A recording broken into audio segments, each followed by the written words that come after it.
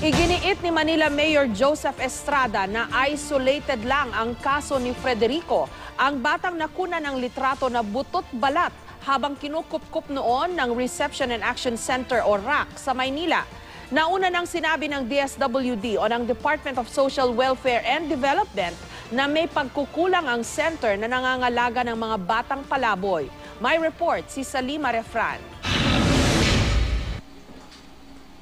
Nakikipaglaro na si Frederico nang bisitahin siya ulit ng GMA News sa Helping Hands Healing Ministry sa Olongapo City.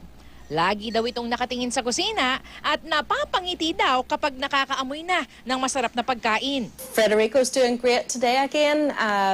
Still not eating his vegetables, still doesn't like them, but aside from that, he's doing really well. Nananawagan din si Henderson sa pamilya ni Frederico na magpakita na upang makapagbigay ng dagdag na impormasyon na makakatulong sa paggagamot sa bata. Kung galit ang naramdaman ng marami nang makita ang larawang ito ng butot balat na si Frederico, pag-asa naman ang binigay ng larawan kay Tatay Renato. Matapos daw niyang mapanood sa 24 oras ang report tungkol sa special child sa Manila Reception and Action Center, inisip niyang baka ito na si Renato Jr. o si Calbo, ang anak niyang nawawala noon pang Marso. Sakit. Para nakakasikip ng dibdib. Lalo na pag yung matutulog ka na, hanapin mo na yung anak mo hindi pa makita. Hindi mo alam kung ano gagawin. Kung nasa natutulog, gano'n. Dali-dali siyang pumunta sa RAC. Ngunit hindi pala si Calbo ang batang si Frederico. Pero laking gulat niya nang makita din niya sa nasabing pasilidad si Calbo. Sabi gano'n nung taga-DSWD, baka may ibang ID ka dyan.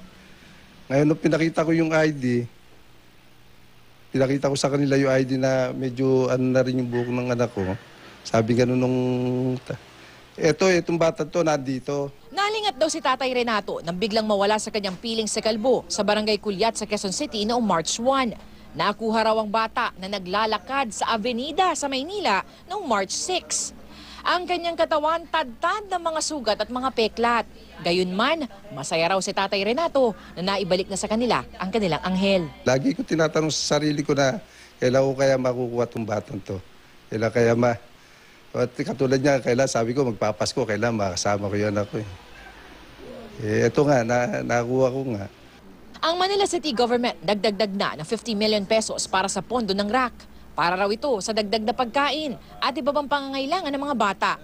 Si Mayor Joseph Estrada sinabing napagalitan na niya ang kanilang Department of Social Welfare. Pero nanindigan si Estrada na isolated na kaso lamang daw si Frederico. Handa rin daw niyang harapin ang malalimang investigasyon ng DSWD. That's an isolated case. Sige, magpa-investigate na dito sila at ako mananagot. Kayo na, sir? Oo. Opo. Oo, sabi sa kanila. Salima Refran, GMA News.